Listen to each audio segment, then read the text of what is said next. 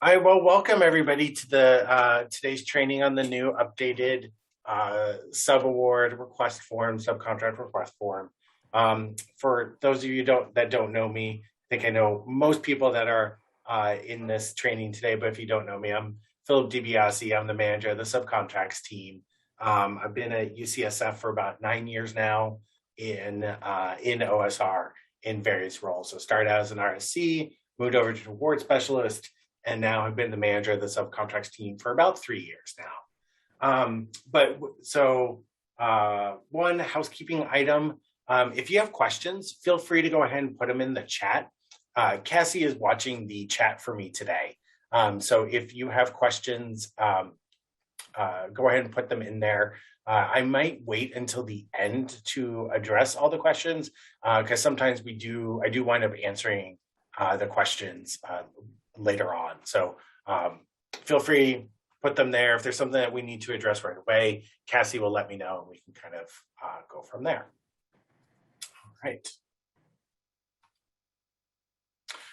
Well, for today, kind of wanted to go over just a few things, why we changed the form, kind of like highlight some of the changes, go over a few of the common errors that we see, and then leave time for some Q&A. So why did we change the form?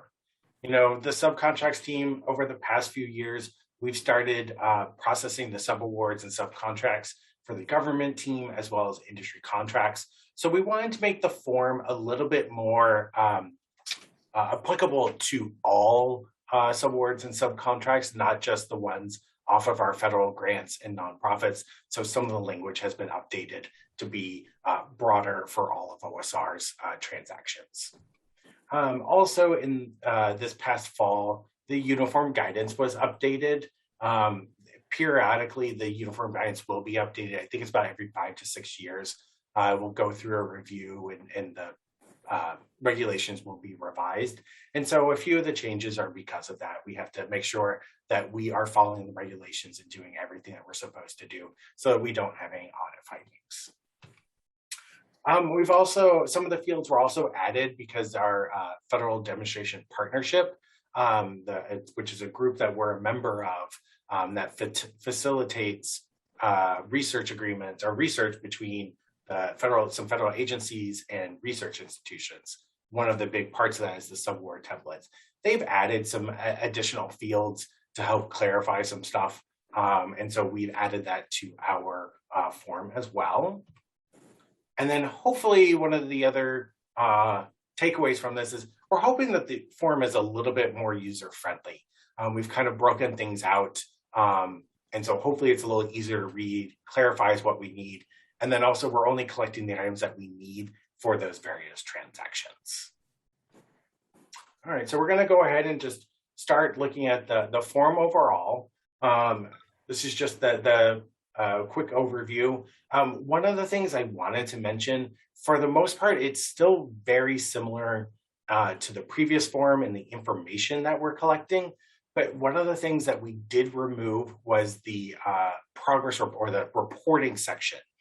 We found that the old form either wasn't being used or everyone had various ideas on how the reporting should be done and when you checked a box, what that meant. And so we weren't actually finding it very helpful because if there was something that wasn't just a standard annual progress report, we were already going back and asking further questions. So one of the things we did was we actually removed it from the request form. And if you look at the instructions, we say to add it specifically to the scope of work. So if our investigators or the departments want very specific progress reporting requirements, that should be added to the scope of work. So it's very clear that it's a deliverable and it's something that the subsite has to do. Plus, it's also a little easier, especially with some of the nonprofits that have wildly different reporting deadlines.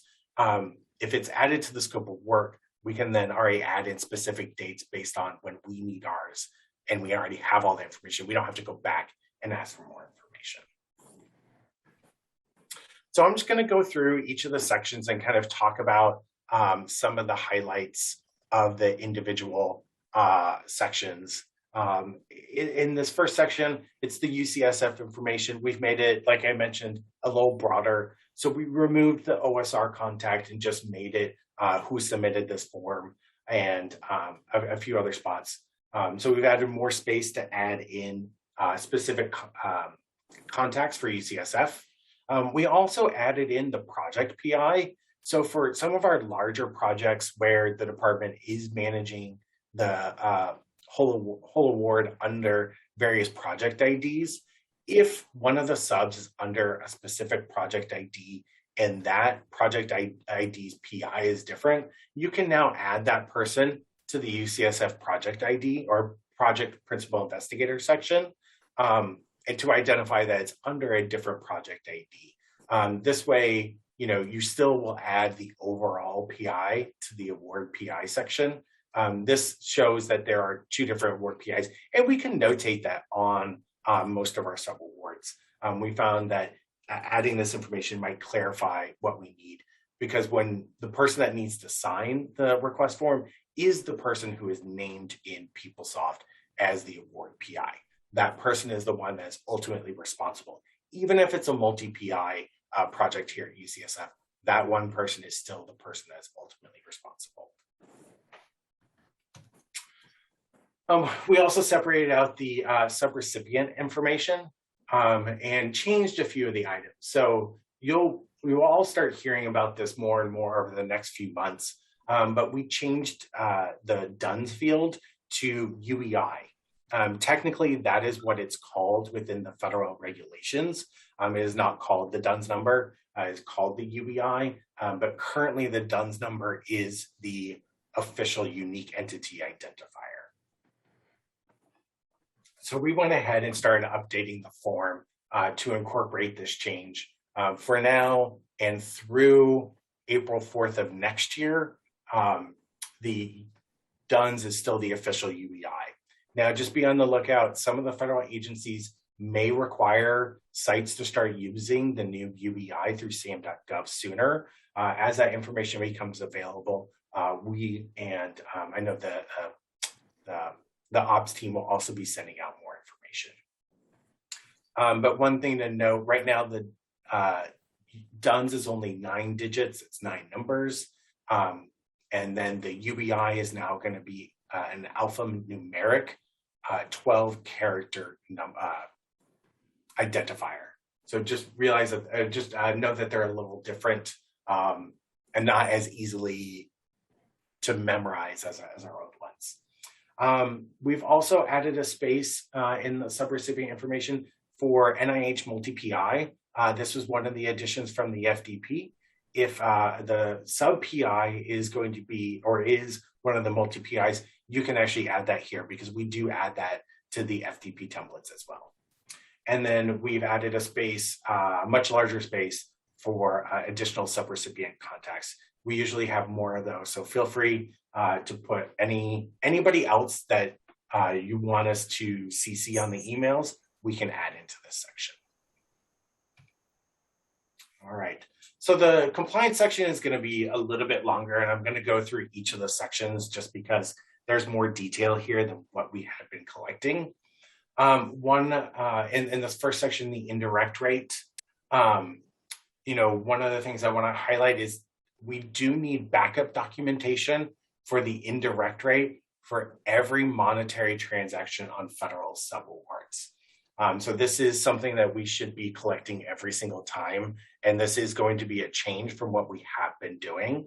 I know my team has been going back and making sure folks have been adding it recently, but this will be required. We need to be confirming the indirect rate that's being used on that budget every year.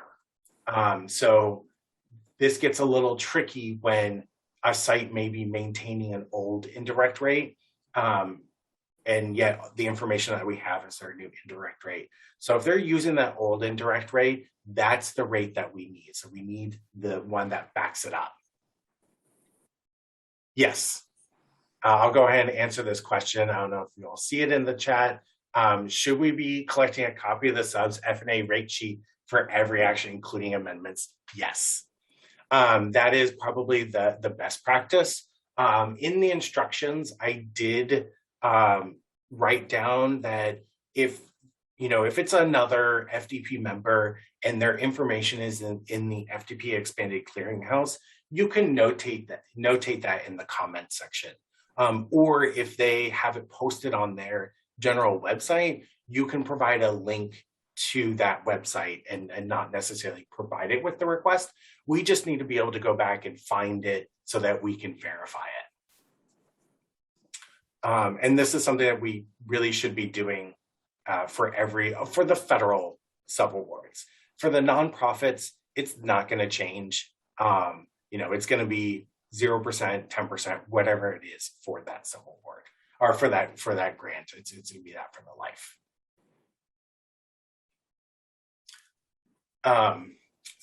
And then one of the other changes that we did here is we removed the 8% NIH foreign because folks were checking that box when it was a foreign subaward and it was not NIH.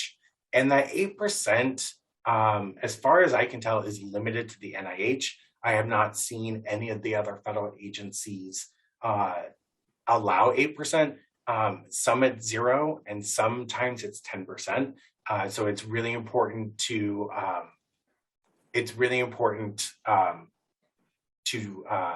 check the sponsor's policies and go from there.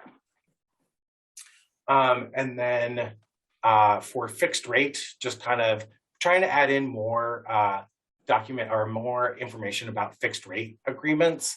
And there's more in the instructions. But one note that fixed rate is limited to the NIH.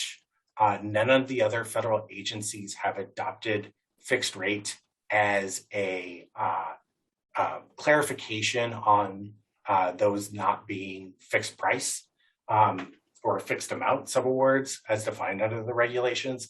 So anytime you work with fixed rate, it's only for NIH.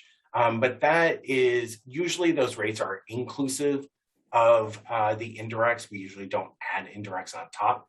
So for those, it's okay just to mark other and just type in fixed rate. And that's in the instructions as well.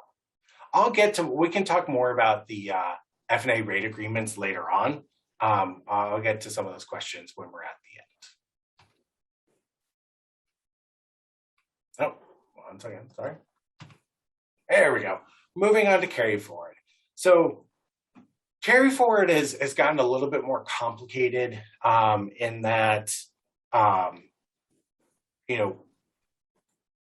we've had too many scenarios where 1 year was restricted, the next year granted automatic carry forward, and then it's restricted again.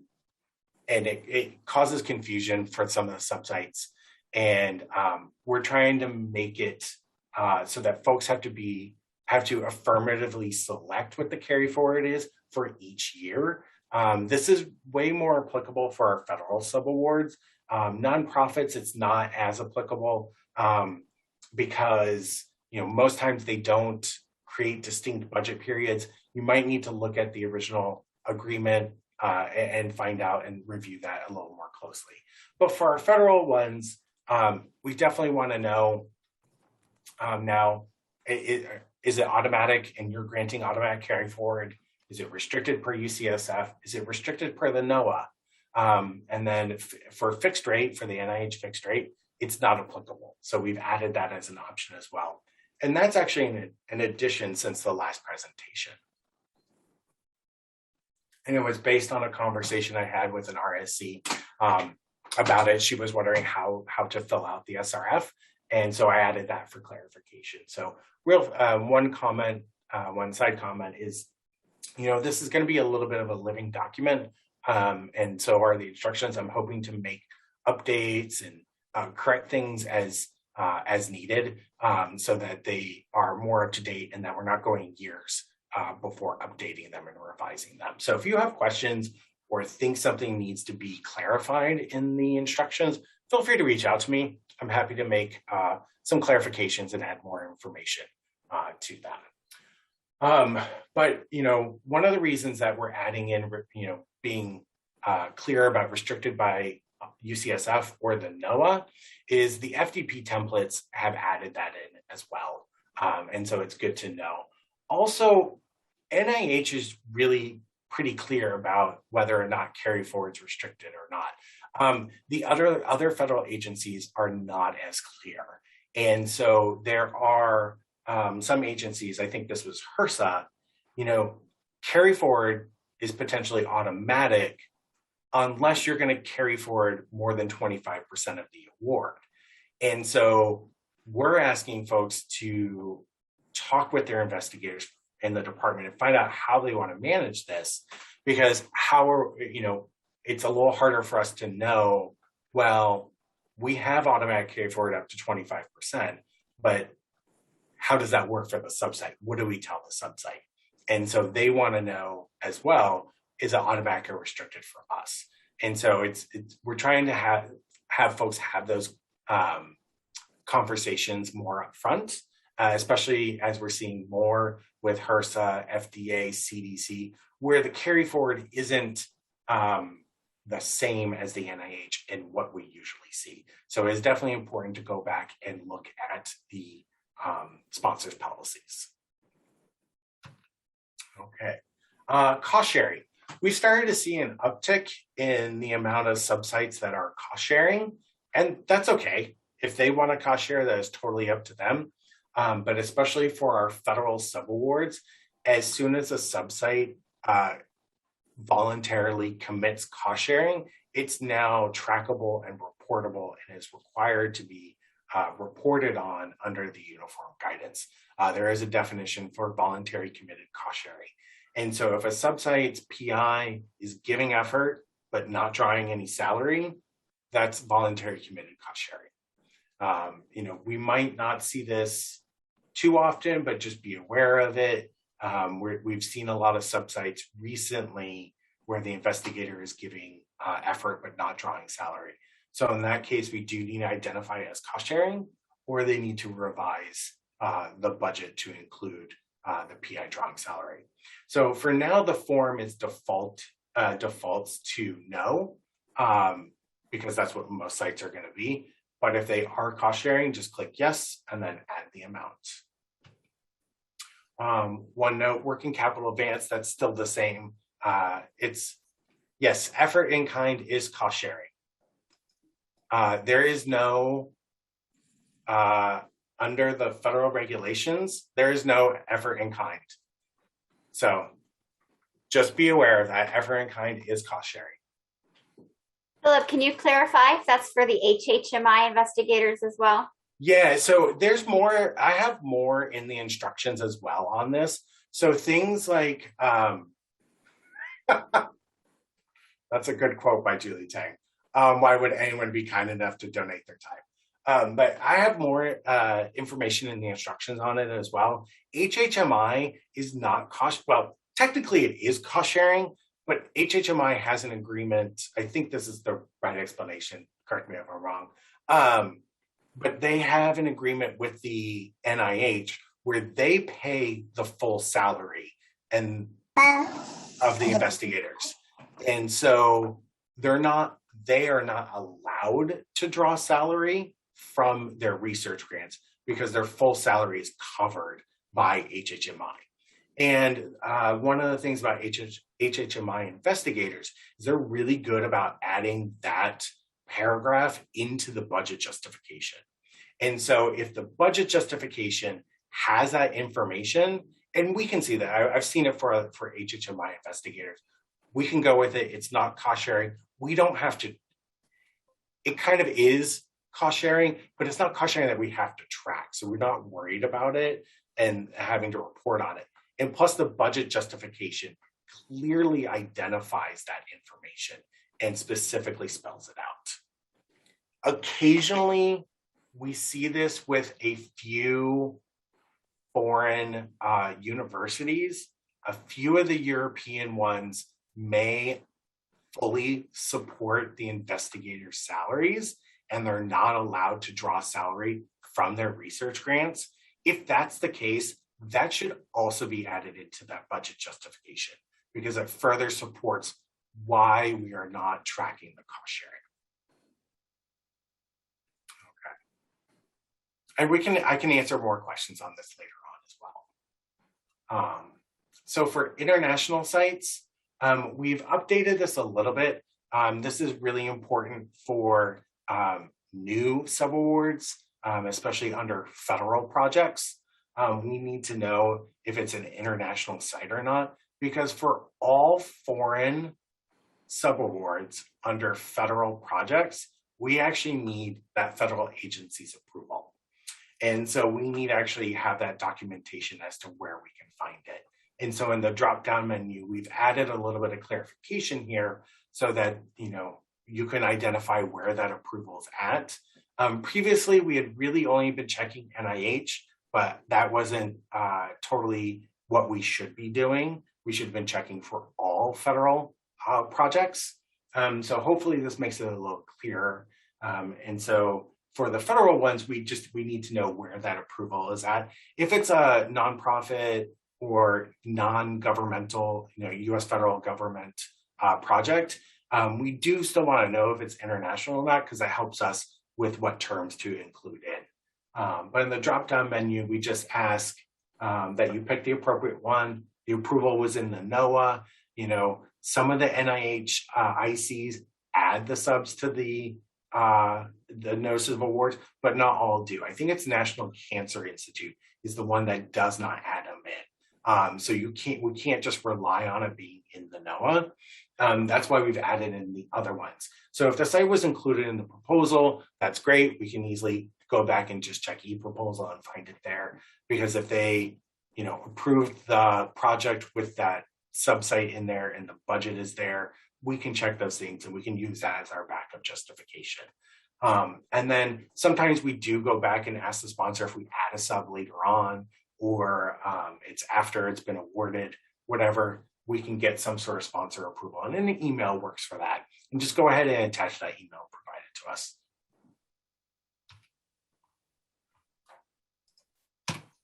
Oh, all right. So for the most part, the human subjects and the animal subjects sections are the same. One of the things that we did add to the drop-down menus, we've made it yes, no, and then pending or needed at a later date. As more and more, and this applies a little bit more to our international partners, are becoming more sophisticated and more aware of the regulations around human subjects research. Sometimes they are not able to apply for their IRB until they have the contract. And so we can go ahead and issue the subaward or subcontract while that IRB is pending. The requirement that my team has for collecting the IRBs and the IACUCs from the foreign sites is a requirement by our team. And that's just an added protection to protect the university to make sure that the subsites do have those appropriate approvals in place. And so we don't need the approvals for our domestic partners, nor do we need the UCSF IRB. At no point do we need to have a copy of that. All right, moving on to the next few sections. So when you look at the SRF, one of the changes that we did make is now the PI signature is on the same page as the request that we're doing. So either it's a new subaward or it's an amendment. So then this way we know that the PI has approved that time and money. That's the biggest part that we're asking them to prove.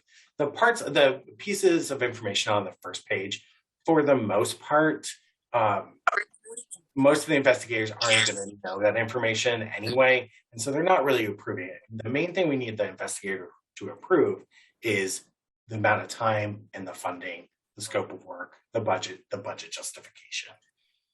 So now most of that information is now tied on the second page. And so we also wanted to split out the two sections for new subaward and amendment, because we don't need all of the information that we collect for new subawards at amendment stage. And we wanted to highlight some of the differences in amendments. And I'll get to that in a second. So one of the differences, we now just have a section for new. So if it's a new subaward, you fill out this section on the SRF, and you don't need to fill out the amendment section. We added a section for prime sponsor. So if there's flow through, sometimes we issue a subaward off of an incoming subaward. It does happen. And so it's good just to identify them there. The RAS award ID, that's the A number, the project ID. The project ID might be the most important piece of information that we need from a system setup perspective, because when we create the SC number, we create it under that specific project ID. And so one of the, So the project ID, the SC number gets created under that very specific project ID. And once it's created, the subcontracts team can't move it to a different project ID. And so we definitely need that piece of information before we set up the subaward. If the department wants to manage the subs under different project IDs or under a different project ID in general, that needs to be requested before we receive the sub out request, because we can't create the SC number until that project ID has been created. And so we do need that at the very beginning. We've also added in well, this was in there before, I should say we added it. But now under the uniform guidance, we are required to provide our subrecipients the total estimated period and the total estimated amount. Those are data fields that we have to include, and they're on the FDP templates as well. For all federal subawards, we need that information. And so if it's not on there, we will be sending it back. We do understand that sometimes we don't know if they're going to extend past the first year. That's okay. You can go ahead and put down the first year of information under the total estimated as well. But if you know that it's, I'm just going to use an NIH grant. If you know it's an R01 and the sub is going to be on there for all 5 years, go ahead and put down all 5 years. We have had a few institutions come back to us and ask us for that information. So it just helps us make sure we have the correct information. I've also added in an extra box for fixed rate. I'm going to just mention this again. Just remember that fixed rate is only NIH. If you are working on a project that you want to pay like fixed rate and it's not NIH, we do need to go back and check the sponsor's policies and see if that fits cost reimbursable or fixed price. Because if it's fixed price and it's a federal project, we do need prior approval to issue a fixed price, fixed amount subaward. Oh, and one additional comment, the dollar amounts now go out to 2 decimal places. The form no longer rounds. We changed that because sometimes some of the budgets did go out to 2 decimal places, and so we want to make that consistent.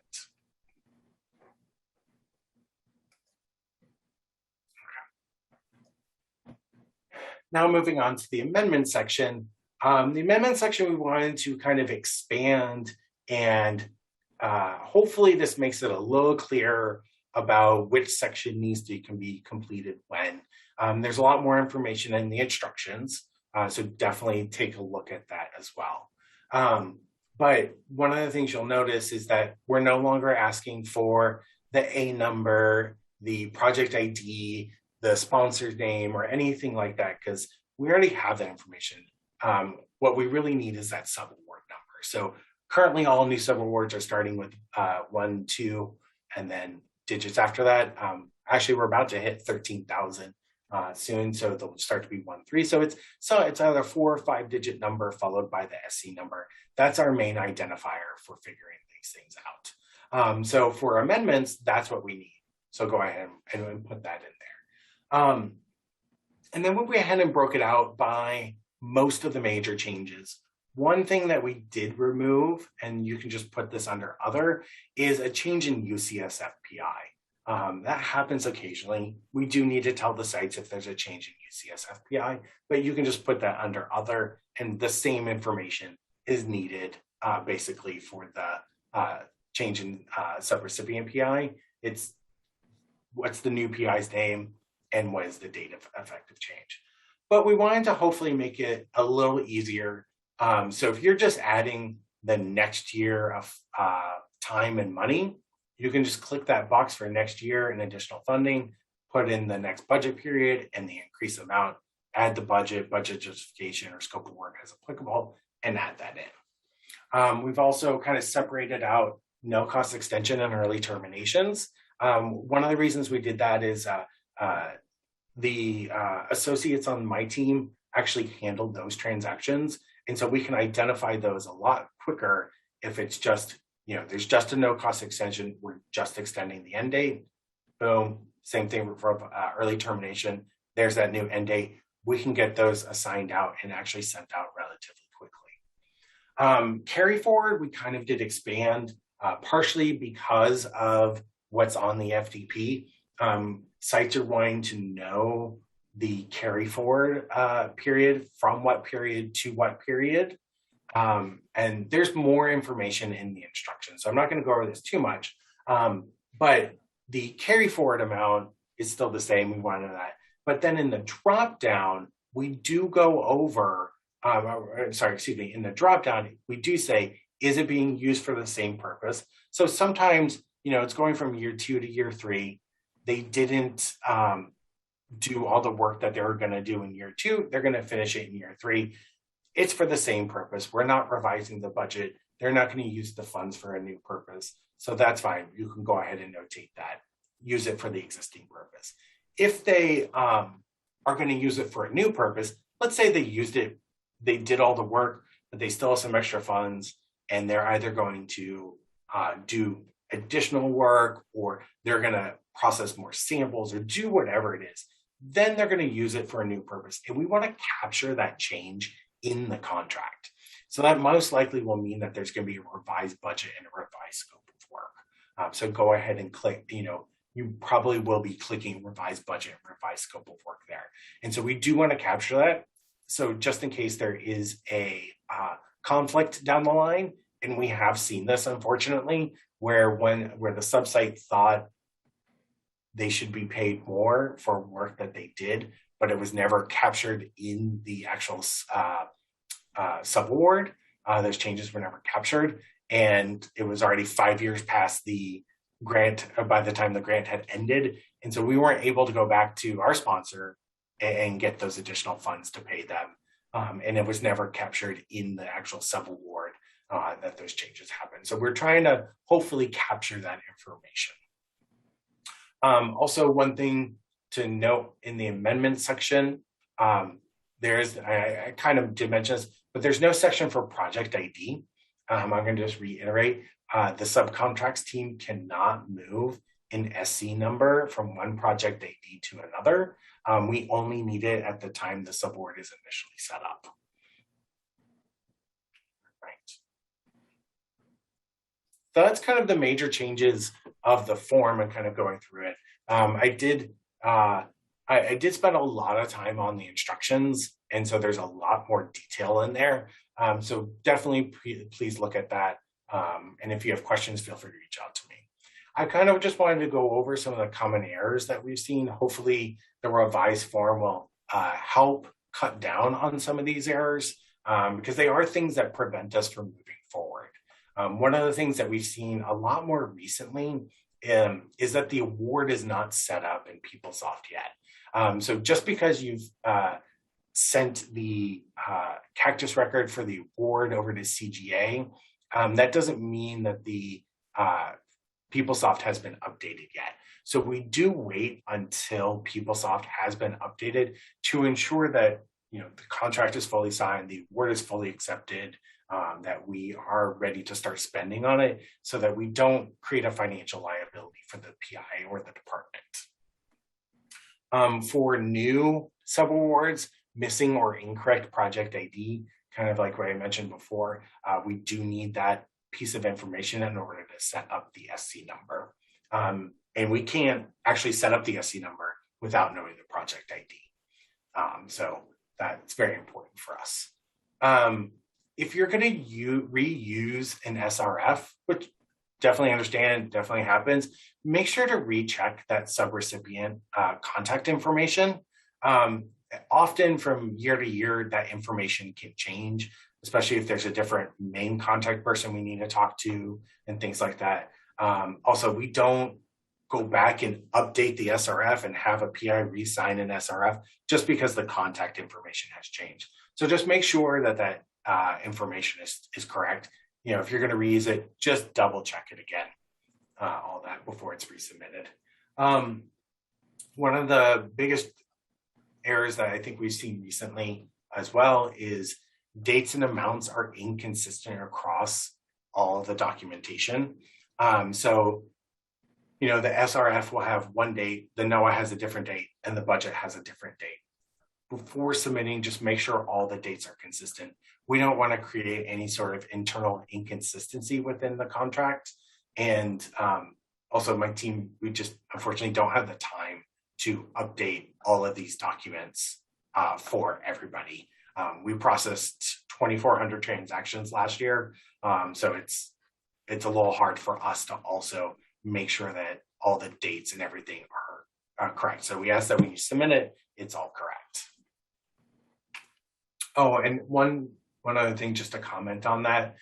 If the budget is the same budget that they used at the proposal stage, just to make sure to look at the dates. I would say one of the most common times that we see the budget dates not matching is because the budget from the proposal was just taken, but the actual dates for the award were adjusted based on that IC's policy or that other federal agencies' policies on how they do it. So just make sure the dates match the new dates on the notice of awards. This one kind of happens a little bit extraneous or missing documents.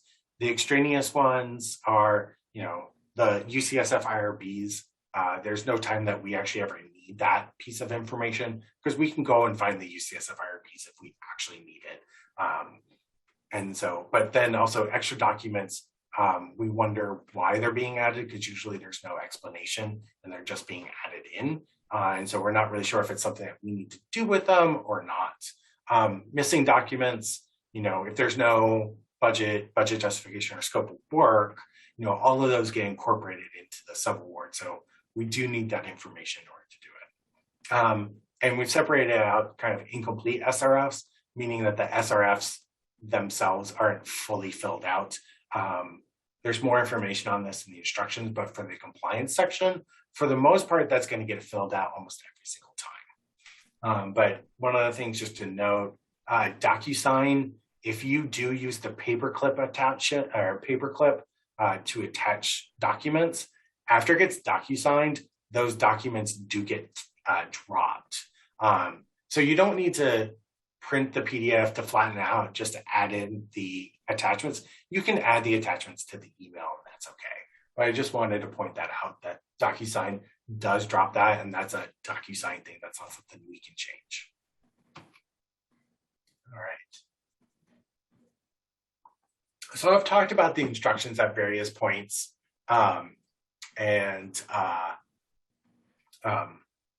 various points throughout the presentation. And I kind of just wanted to spend like another minute or two on them. This is not to toot my own horn or anything, but I did spend a lot of time on the instructions as well as my team. And we did that because we felt the previous instructions were too sparse. And so we wanted to provide more information and help provide more clarification on what's needed and when. So there's a lot of information in there and it's broken out by the sections that are on the SRF, and each of the fields has its own sort of section on how to complete it as well. So definitely look at that if you have questions first. I'm more than happy to answer questions as they come up as well. I've also added information regarding the scope of work, budget justification, and F&A paid agreements. So that's like after most of the instructions, so definitely take a look at that. I've also started a terms library related to subawards and subcontracts. I know we have a terms library on our public site, and we will have one on the new public site as well, but wanted to start adding some of them here so that it's also clear about what's going on. Okay, so now we'll kind of get into the questions. right. Let me unmute myself and I will kind of start at the beginning, Philip, so you don't have to wade through too much. And I've been trying to, as you answered them, I tried to just answer it here. So I knew you already answered it. So that was why I was doing that. Okay. Great. All right. So let me start. One, they wanted to say that they really, really think the new form looks good. So good job to you and your team. I think it does look really great. But the question is, under the compliance section for the international site question, do we still need to provide sponsor approval, NOAA, or proposal for subcontracts that are being amended? No, because once that site has been approved, we have the approval. I mean, if for some reason it's going to be rescinded by the federal agency, I haven't seen that. I'm not saying it couldn't happen. They'll let us know, and you won't be at that point. Maybe it's amending as an early termination, and that's okay. But the foreign site approval is only needed for new subawards, and that's also in the federal regulations. All foreign subs need prior approval, and that's because they actually have to go to the Department of State to get approval to do work in a foreign country. So each agency handles it differently. NIH has their manual online. So if you do a search for NIH foreign site clearance, I think is a good way to search for it. It gives some background information on what they have to do. It's not the same for every federal agency, but that's NIH's process on how they handle it. And so they technically, it's not that they just have to approve it. They have to go to the Department of State and make sure it's cleared, and then they tell us it's okay. So that's why we only needed that new. So once we have it, we have it. All right, perfect. So then another question is, if something is just an extension from 1 year to the next, shouldn't we stick to the FNA rate in the originally awarded budget? Technically, no. Technically, no. Now, this is something that I think all the sites have been kind of doing differently. If one of our investigators wants to allow a site to rebudget their amount so that it incorporates their new FNA rate agreement, we have to honor that. You know, if RPI is like, yeah, you know, they're only getting 100,000. If they want to rebudget within 100,000, that's up to them. We are required to honor their FNA rate agreement. We're not going to say no. We can't tell them no. That was one of the changes when the uniform guidance first went live, was that we need to honor our subrecipients' FNA rate agreements. All right, thank you. And just to say, Sharon had answered that as well. So good job, Sharon. You had a great answer to, Philip agrees with you. All right, the next one, do we need to provide backup for the de minimis rate or foreign partner rate when it is NIH? What is the correct box to check off for the NIH foreign partner rate? I believe that's actually in the instructions, and that is you would check sponsor policy. I think is the one on there, if I remember correctly. I am just typing this out because that one was sent directly to me, and I'm thinking we might be able to use our chat. Okay, so let me go back up to the next one. Do we have to pass through the expanded authority to our sub-site, including carryover? No, we are not required to. But I would say with our fellow FDP members, it's highly recommended that we do. So just know, we have seen this a few times. We have seen this a few times where we have decided to restrict carry forward, and our sub-site has come back to us and been like, why are you doing this? You have automatic carry forward. You should be granting it to us. So we will send that question on to the PI to get their input on it, maybe there's a reason the department wants to do it. All right, so that's good. Then we had a great conversation about in-kind cost sharing, which I think is just a great budget conversation in general. All right, if a supplement or a no-cost extension, sometimes the sub-site dates will not match the prime project dates. Will you require notation to clarify that if the prime site is different from the main project dates? Yeah, so for supplement, I think this is easier to answer for supplements because sometimes the initial supplement may have a different date. That's okay. In those cases, I would say, and I think this is in the instructions as well. If it's not, I can add it in. Make sure to like specifically reference that those funds are coming from that supplemental NOAA. And if you want, you can attach it, or you can put the title of that NOAA in the comments section, and then we can check and see that the dates that you have on the SRF for that supplement match that supplemental date, which won't be the same as the parent. I'm not sure I've ever seen that for a no-cost extension, because at that point we're just more concerned about what is the end date, and as long as the end date of the sub is on or within the end date of our award, then that's okay. Does the sub-out team prefer to see the total estimated period and total estimated budget for nonprofits or federal? So you can add it for the nonprofits. It's required for federal. So that's NIH, DHHS, DOD. Those are our two main federal departments that we work with. And so, yes, it's for all federal, it's required. And then we're getting through these. Okay, so regarding DocuSign dropping attachments, would the sub-out team prefer the RSC recompile the PDF so as to avoid confusion as to what documents are attached to the email, or as long as it makes sense, is it okay? For the most part, as long as it makes sense, it's okay, I would say. I think it's, if you're going to send it by DocuSign, it probably is best, instead of attaching it using the paperclip, add it to the end of the SRF. So if there's something that you think we might have questions about, at least this way you would have the SRF, then the, just going in order potentially, scope of work, budget justification, all in one document, and that's what gets signed. Because we can't extract from that signed document the documents that we need for the subaward.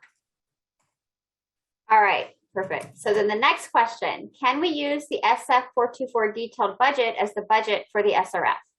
Yes, that works. For the most part, we have no preference on the format of the detailed budget.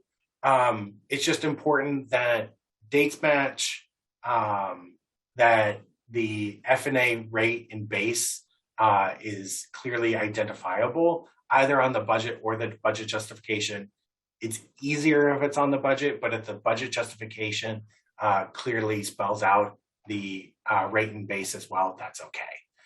The only other thing I would say is that we're not accepting Excel documents for the budget anymore, partially because folks were sending us way more information than we needed to include in the subaward, and we weren't really sure which parts to include. So people were sending us the equivalent of our workbook, Excel workbook for our budget, and with all like the different tabs at the bottom. And so we weren't always sure which tabs needed to be included. Great, thank you. So a PDF, please, right? Yes. All right, so then our next question, if we do not have the IRB approval yet for a foreign site, is there a specific way you want us to notate that on the form? Yeah, you can, that's what the pending was added for. And the instructions also have more information on this. All right. So then let's go back up.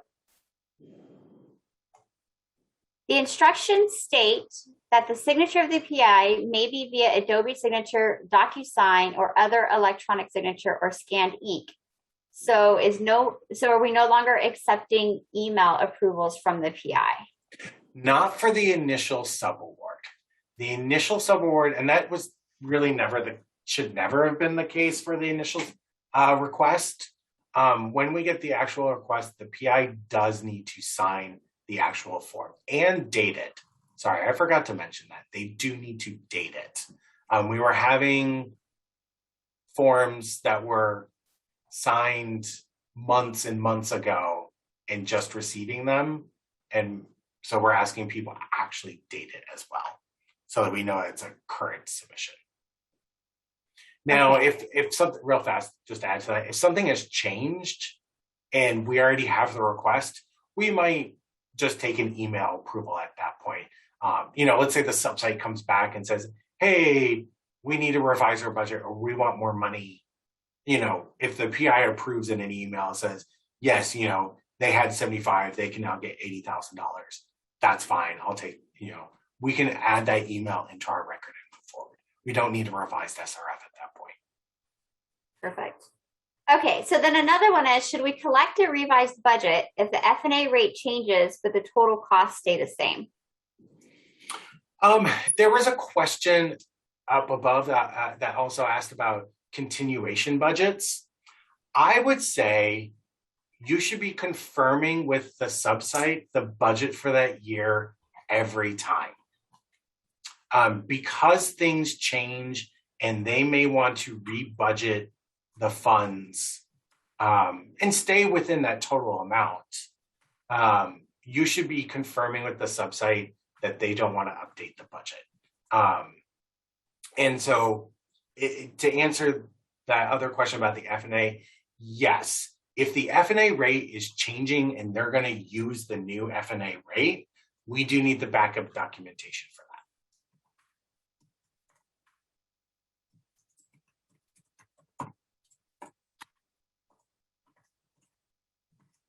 that. Okay, so let me see what else we have here. Yeah, and then not just and take the money out of directs. I think that just goes along with those same questions.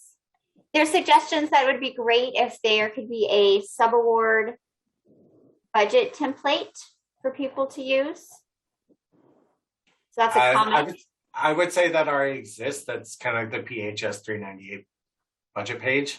And it varies depending upon sponsor policy as well.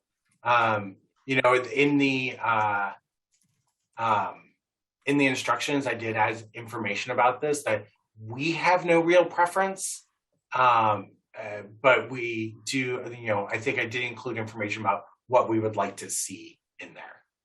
So, I would say the SF424 or the PHS 398 budget page and the form page 5 are perfect examples. Okay. Added that. And then here we have our last question. What if the PI doesn't want the sub to update their budget? I would really want to know more about that. It really depends. We have a lot of subsites come back to us and say the budget isn't correct, and they go ahead and update it anyway. And they usually still stay within that total amount. I don't know why a PI wouldn't want a site to update their budget. Okay. Because we would want to capture and make sure that the how they're spending the funds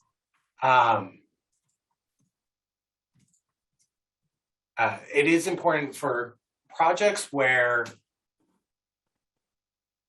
they might change on how they're spending the funds. We do want to capture that in the contract because if it's not there, then there could be a disagreement over how those funds are spent. Great. And we got one more question for you here, Philip. Somebody's asking you for some advice. They have foreign subcontractors that decide to add subcontract budget amounts during the subaward negotiation, as they don't really understand who all the players are and think that the subaward officers can make these changes. Should we tell them to wait until it's signed and then do an amendment, or switch it out before signature?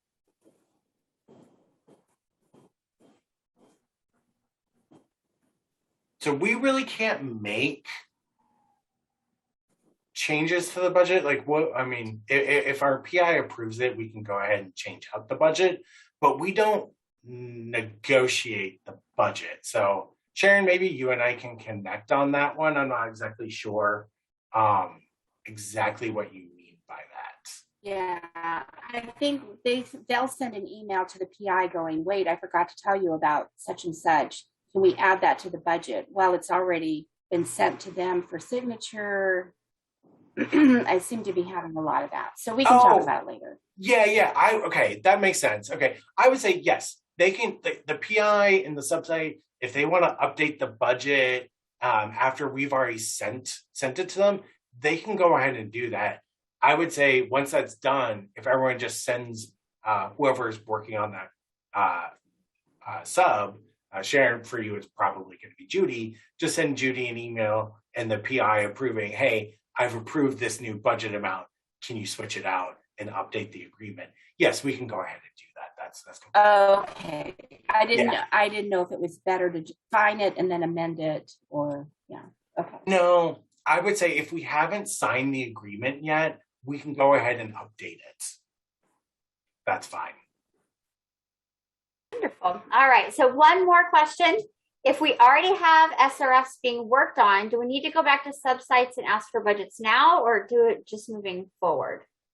I would do it just moving forward, but I think it's always just a good idea to confirm with the subsite to make sure that they don't have any updates to their budgets. And I know there was that one comment about projects that have like multiple subs on every grant. You know, that is a little bit up to you to how to do it. But I would say, you know, within reason, but we have enough sites coming back to us and saying that the budgets are wrong, or asking us, where did we get this budget from? And, you know, we're so far removed from that part of it that it would save a lot of time if folks had already confirmed that the budgets were correct. Okay, and I see Thomas has his hand raised. Yeah, could we go back over the initial question and answer response that you had discussed, Philip? I think it was related to prior approvals being required for foreign subs. I don't really know fully about that entire process, so I got a little bit lost in there. And I was just reviewing the new instructions. I couldn't find the relevant section. So could we just go back over that? And is that, where can I find that in the instructions? It's actually in the federal, I believe it's in the federal regulations. So it's not necessarily in the instructions, but in the NIH, I think in the NIH grants policy statement, there's a section on prior approvals, or requires prior approvals, and it says all foreign subawards. And so the information's kind of there. And I believe it's also in the federal regulations. I can't remember if that's correct or not, so I forget. But I added a little bit more information than what is just there, Thomas, in that all foreign subawards require sponsor approval. And they have, what I added in that's not in the instructions anywhere, is that they have extra responsibilities that they have to do on the agency side to report and potentially get approval from the Department of State before that foreign site is added. I see. Okay. And is that compliance something that the sub-out team is taking care of, I guess, or how does that? No, that's a prior approval request potentially, or if it's built into the proposal. So with the international site, on that drop-down menu, there's a few things that you can choose. You know, some of the NIH institutes and ICs will add the subsites to the notice of award. And so we can see it there. So let's say you're working with University of British Columbia, they might add University of British Columbia into, I believe it's section 4 of the notice of award. Don't quote me on that section. Sorry, I forget the numbers. But there's a section where they'll add it to. They might add it there. But like I mentioned, National Cancer Institute does not add any subrecipients to the NOAA. Some of the ICs will add all the subrecipients. Some will only add the foreign. So it differs. Now, you may have, maybe you're working with CDC and you added all the foreign sites as part of the proposal and the full proposal was awarded. Well, then you can say it was a part of the original proposal because before they awarded with those foreign sites, they should have already gone back and done their due diligence on their end with the Department of State. And so, if it's included in the proposal and they award the full proposal and don't tell you it's been cut, we have seen times when the notice of award will specifically say this NOAA is this NOAA has been, this subsite has been cut. And then sometimes you might have to go back to the NIH or whatever federal agency and actually give them a prior approval request, adding a foreign site. And so they should tell you, give you an email or a revised NOAA saying that foreign site is confirmed as an approved site. Okay, that helps a lot. Thank you, Philip. Yeah. Okay, well, Philip, do you have any closing comments? Seems that I think people would have typed any more questions if they had them. So I think we're good there.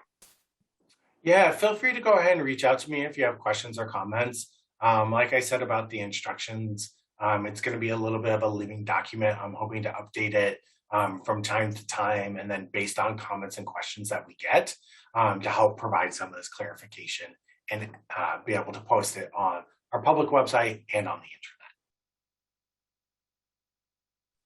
All right. Well, thank you, Philip, for spending your time putting all of this together and helping everyone get to know how to use the new form. I think that you're getting a lot of good feedback, and I think overwhelmingly people like the new form. So good job, and I'll continue to work with you on getting these materials available to everyone. Great. Thank you, everybody. Thank you. Good afternoon.